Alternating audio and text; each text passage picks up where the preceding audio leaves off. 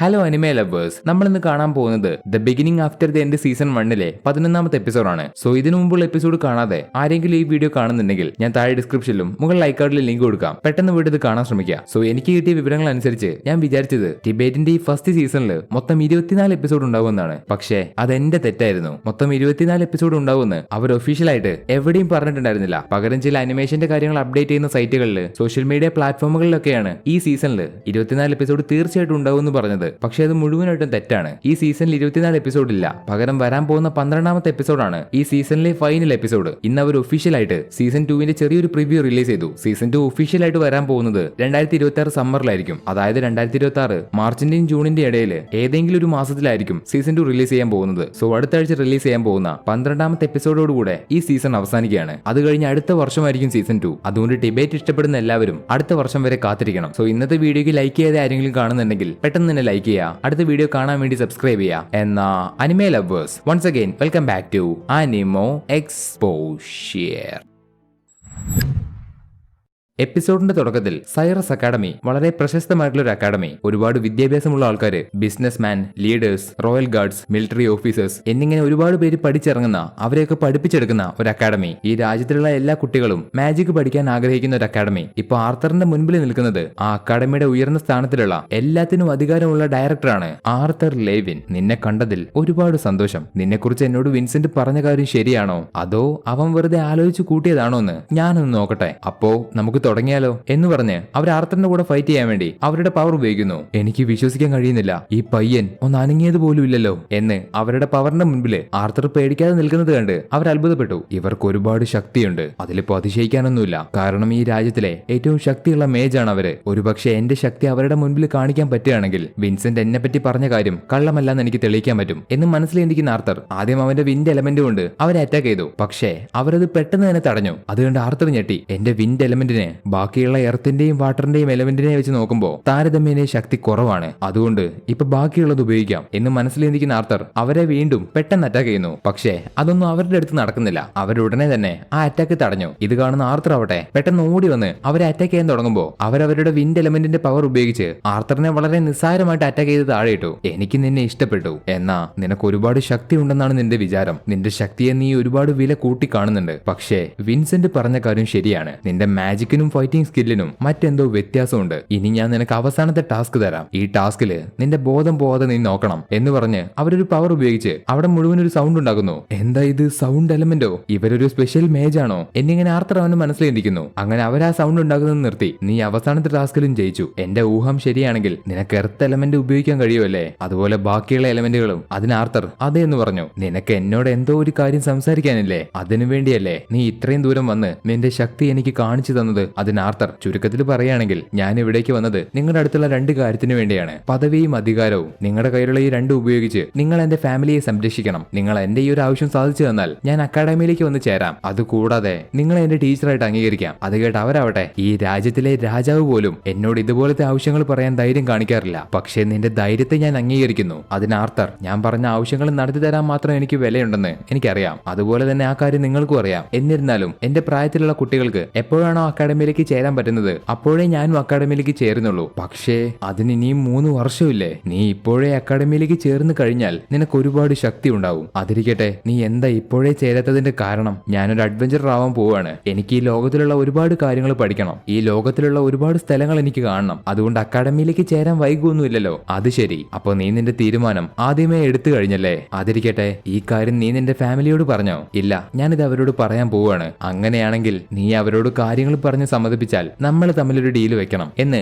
അവർ ആർത്തറിനോട് പറയുന്നു. ഇതിനുശേഷം വീട്ടിലേക്ക് തിരിച്ചു വരുന്ന ആർത്തർ അവന്റെ അഡ്വഞ്ചർ ആവണമെന്ന് അവന്റെ ഫാമിലിയോട് പറഞ്ഞു. ഒരിക്കലും ഇല്ല, ഞാനിത് ഒരിക്കലും സമ്മതിക്കില്ല. അവനെ നിങ്ങൾ അങ്ങ് ഒറ്റയ്ക്ക് പറഞ്ഞയക്കാൻ പോവാണോ? അത് ഒരുപാട് അപകടം നിറഞ്ഞതാണ്. ഇത്രയും വലിയൊരു അപകടത്തിലേക്ക് അവനെ ഞാൻ പറഞ്ഞയക്കില്ല എന്ന് പറഞ്ഞ ആലീസ് റെയ്നോഡിനോട് ദേഷ്യപ്പെടുന്നു. ആലീസ്, നീ അവൻ പറഞ്ഞ കാര്യം എന്താണെന്ന് കേൾക്ക്. നിങ്ങൾക്കറിയില്ലേ അവൻ എങ്ങനെയാ ഇവിടേക്ക് വന്നതെന്ന്? പിന്നെ എങ്ങനെയാ നിങ്ങൾക്ക് അവനെ വീണ്ടും പറഞ്ഞയക്കാൻ തോന്നുന്നേ? നിങ്ങൾക്കും ഇത് ഒരുപാട് അനുഭവം ഉള്ളതല്ലേ? അവനെ പറഞ്ഞ് മനസ്സിലാക്ക്. ആലീസ്, ഞാൻ പറയുന്നത് കേൾക്ക്. കാര്യം കാര്യങ്ങളൊന്നും അങ്ങനെയല്ല. അവന്റെ കൂടെ അവനെ സംരക്ഷിക്കാൻ ആരെങ്കിലും ഉണ്ടെങ്കിൽ അത് നല്ല കാര്യമല്ലേ? അപ്പൊ നിങ്ങൾ അതിന് സമ്മതിച്ചോ? എന്റെ മകനെ ഞാൻ ഒരിടത്തേക്കും പറഞ്ഞയക്കില്ല. ഇത്ര വലിയൊരു യാത്ര പോവാൻ അവനെ ഞാൻ സമ്മതിക്കില്ല. അത് കേട്ട ആർത്തർ, ഇത് യാത്രയൊന്നുമല്ല, കുറച്ചു മാസങ്ങൾ കൂടുമ്പോ ഞാൻ നിങ്ങളെയൊക്കെ കാണാൻ വേണ്ടി വീട്ടിലേക്ക് തന്നെ തിരിച്ചു വരും. ഇനി നിങ്ങൾക്ക് വേണമെങ്കിൽ ഞാൻ ഇടയ്ക്കിടയ്ക്ക് വീട്ടിലേക്ക് തിരിച്ചു വരാം. ഓ അങ്ങനെയാണോ? അതെ തീർച്ചയായിട്ടും, ഞാൻ അമ്മയ്ക്ക് വാക്ക് തരുന്നു. അപ്പൊ എലനോർ ആർത്തറിനോട്, ചേട്ടാ നിങ്ങൾ വീണ്ടും തിരിച്ചു പോവുകയാണോ? ഹേ അല്ല, ഞാൻ ഇടയ്ക്കിടയ്ക്ക് ഇവിടേക്ക് തന്നെ തിരിച്ചു വരും. അതുപോലെ അമ്മേ, ഞാൻ പെട്ടെന്നൊന്നും ഇവിടുന്ന് പോകുന്നില്ല. പക്ഷെ എനിക്ക് ടിക്കറ്റിലുള്ള ഒരുപാട് കാര്യങ്ങൾ കാണണം. അവിടെയുള്ള ഒരുപാട് കാര്യങ്ങൾ ഞാൻ ഇനിയും അറിയാനുണ്ട്. അതിന്റെ കൂടെ തന്നെ അഡ്വഞ്ചറർ ആയിരുന്ന സമയത്ത് നിങ്ങളുടെ അനുഭവം എങ്ങനെയാണെന്ന് എനിക്ക് അറിയണമെന്നുണ്ട്. ഹേ ആർത്തർ, നീ ഇപ്പൊ തന്നെ ഒരുപാട് കാര്യങ്ങൾ ഞങ്ങളുടെ അടുത്ത് നിന്ന് മറച്ചു വെച്ചിട്ടുണ്ട്. അതുകൊണ്ട് ഇനിയുള്ള കാര്യങ്ങളൊന്നും ഞങ്ങളുടെ അടുത്ത് നിന്ന് മറച്ചു വെക്കരുത്. അതിന് ആർത്തർ ശരിയെന്ന് പറഞ്ഞു. അപ്പൊ റെയ്നോൾഡ്, നിന്റെ അമ്മ ഇങ്ങനെ പേടിക്കാനും കാരണമുണ്ട്. അതായത് ഒരു അഡ്വഞ്ചർ ആയി കഴിഞ്ഞാൽ ഒരുപാട് പ്രശ്നങ്ങൾ നിന്നെ തേടി വരും. നീ ഒരുപാട് പ്രശ്നങ്ങളിൽ ചെന്ന് ചാടും. അതുകൊണ്ട് തന്നെ പണ്ട് ഒരു സമയത്ത് നിന്റെ അമ്മ എന്നെയും തടഞ്ഞിരുന്നു. ഒരു അഡ്വഞ്ചർ ആവുമ്പോൾ ഒരുപാട് അപകടങ്ങൾ ഉണ്ടാകുന്നത് കൊണ്ടാണ് നിന്റെ കൂടെ നിന്നെ സംരക്ഷിക്കാൻ ഒരാൾ കൂടെ വരണമെന്ന് ഞാൻ പറഞ്ഞത് എന്ന് പറയുന്ന റെയ്നോൾഡ് അവന്റെ കൂടെയുള്ള അവന്റെ അഡ്വഞ്ചേഴ്സ് ആയിട്ടുള്ള ഫ്രണ്ട്സിനോട് ആർത്തറിന്റെ കൂടെ പോകാൻ പറ്റുമെന്ന് ചോദിക്കുന്നു. ഒരിക്കലും ഞാൻ പോവില്ല, എനിക്ക് മതിയായി. അതുപോലെ കുട്ടികളെ നോക്കുന്ന പണിയല്ലേ എനിക്ക്, അതൊട്ടും എനിക്ക് ചെയ്യാനും അറിയില്ല. ചിലപ്പോൾ ഞാൻ ഉറങ്ങിക്കിടക്കുമ്പോ ഇവൻ എന്നെ കൊല്ലാൻ നോക്കിയാലോ, അതുകൊണ്ട് ഞാൻ പോകുന്നില്ല. ഹേയ്, ഞാൻ അങ്ങനെയൊന്നും ചെയ്യില്ല എന്ന് ആർത്തർ. അപ്പൊ റെയ്നോൾഡ്, സത്യം പറയുകയാണെങ്കിൽ ഇവന്റെ കൂടെ പോകുന്നതിന് നിങ്ങൾക്ക് ഒരുപാട് പണമൊന്നും എനിക്ക് തരാൻ കഴിയില്ല. അതിനു പകരം നിങ്ങൾക്ക് തരാൻ എന്റെ കയ്യിൽ നന്ദി മാത്രമേ ഉള്ളൂ. ഹേയ് റെയ്നോൾഡ്, അങ്ങനെയൊന്നും പറയണ്ട. ആർത്തറിന്റെ കൂടെ പോവാൻ ഞങ്ങൾക്ക് അതിന്റെ ഒന്നും ആവശ്യമില്ല. അവൻ എത്രത്തോളം വലുതായെന്ന് അറിയാൻ ഞങ്ങൾക്കും ആഗ്രഹമുണ്ട്. അതെ, ഡാഡൻ പറഞ്ഞത് ഞങ്ങൾ അംഗീകരിക്കുന്നു എന്നിങ്ങനെ പറഞ്ഞ് അവരെല്ലാവരും തമ്മിൽ സംസാരിക്കുമ്പോൾ ജാസ്മിൻ പെട്ടെന്ന് ആർത്തറിന്റെ കൂടെ പോവാൻ അവൾക്ക് തയ്യാറാണെന്ന് പറഞ്ഞു. ജാസ്മിൻ,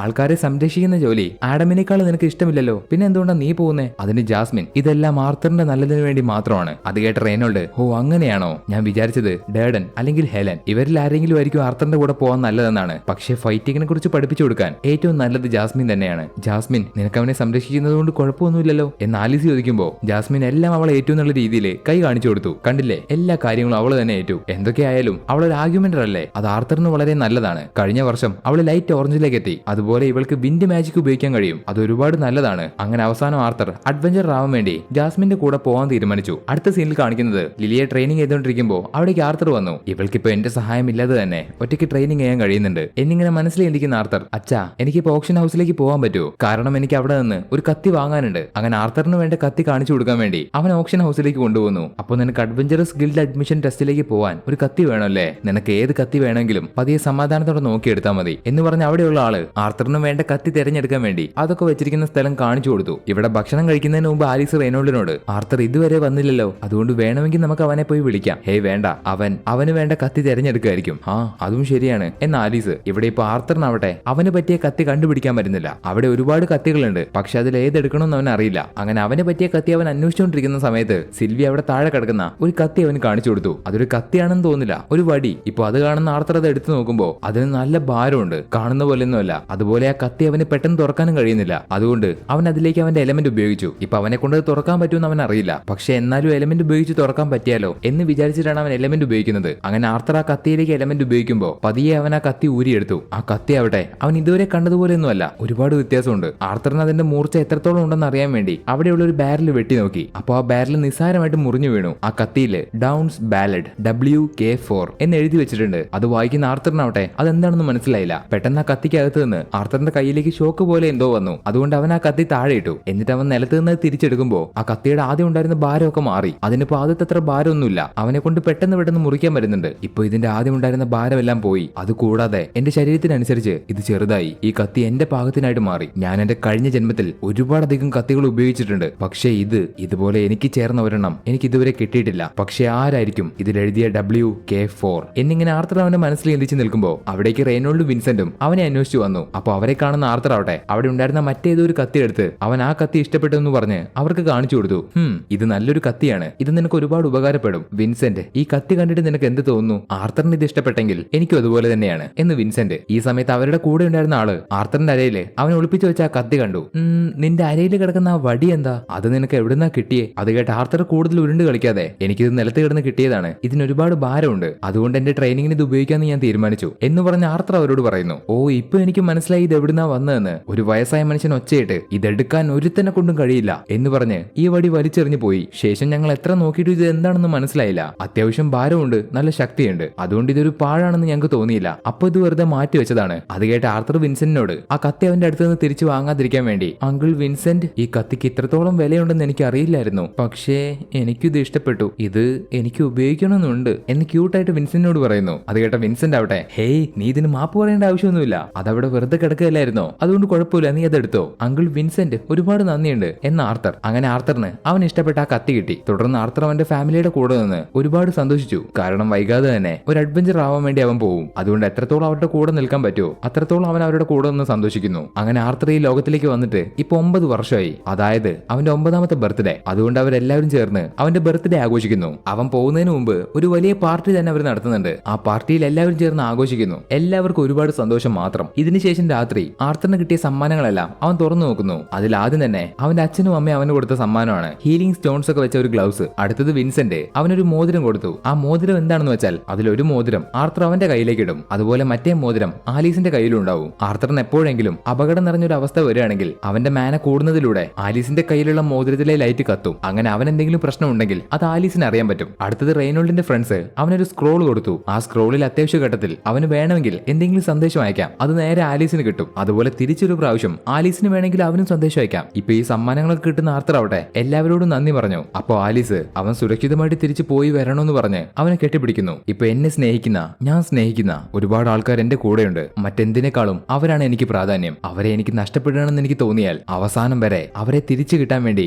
ഞാൻ യുദ്ധം ചെയ്യും, അവരെ സംരക്ഷിക്കും. ഇതിനൊക്കെ എനിക്ക് വേണ്ടത് ഒരുപാട് ശക്തിയാണ്. കഴിഞ്ഞ ജന്മത്തിൽ കിങ് ആയിരുന്നപ്പോ എത്രത്തോളം ഉണ്ടായിരുന്നോ അതിനേക്കാളൊക്കെ ഏറെ പവർഫുൾ ആവണം എന്നിങ്ങനെ ചിന്തിക്കുന്ന ആർത്തർ അവിടുന്ന് പോവാൻ വേണ്ടി തയ്യാറായി. അപ്പൊ അവനെ കാണുന്ന റെയ്നോൾഡ്, നിന്നെ ഇപ്പൊ കാണാൻ ഒരു എസ്ട്രാങ് അഡ്വഞ്ചറർ പോലെയുണ്ട്, നിനക്കിപ്പോ ഒരുപാട് ശക്തിയുണ്ട്. പക്ഷെ എന്ന് വിചാരിച്ച് എടുത്തിയാടി ഒന്നും ചെയ്യാൻ പാടില്ല. ഒറ്റയ്ക്ക് ഒരു കാര്യവും നേരെയാക്കാൻ പോകരുത്. നിന്റെ കൂടെ എപ്പോഴും ജാസ്മിൻ ഉണ്ടാവും. അപ്പൊ ആലീസ്, നീ ഒന്നുകൊണ്ടും പേടിക്കണ്ട, ഞങ്ങൾക്ക് ഇവിടെ ഒരു കുഴപ്പവും ഉണ്ടാവില്ല. സിൽവി നല്ല കുട്ടിയായിരിക്കണം കേട്ടോ എന്ന് എലനോർ. ആർത്തർ, നിനക്ക് പോവാൻ സമയമായില്ലേ, അതുപോലെ ആ മോതിരം കയ്യിലിടാൻ മറക്കണ്ട, ഞങ്ങൾ എല്ലാവരും നിനക്ക് വേണ്ടി കാത്തിരിക്കും എന്ന് റെയ്നോൾഡ്. എന്നാ ശരി, ഞാൻ പോവുകയാണ്. അങ്ങനെ എല്ലാവരോടും യാത്ര പറഞ്ഞ് ആർത്തർ ജാസ്മിന്റെ അടുത്തേക്ക് വരുന്നു. നീ ഇതിന് തയ്യാറാണോ? അതിന് ആർത്തർ അതെ എന്ന് പറഞ്ഞു. അങ്ങനെ അവസാനം ജാസ്മിന്റെ കൂടെ അഡ്വഞ്ചർ ആവാൻ വേണ്ടി പോകുന്ന ആർത്തറിനെ കാണിച്ചുകൊണ്ട് ഈ ഒരു എപ്പിസോഡ് ഇവിടെ വെച്ച് അവസാനിക്കുന്നു.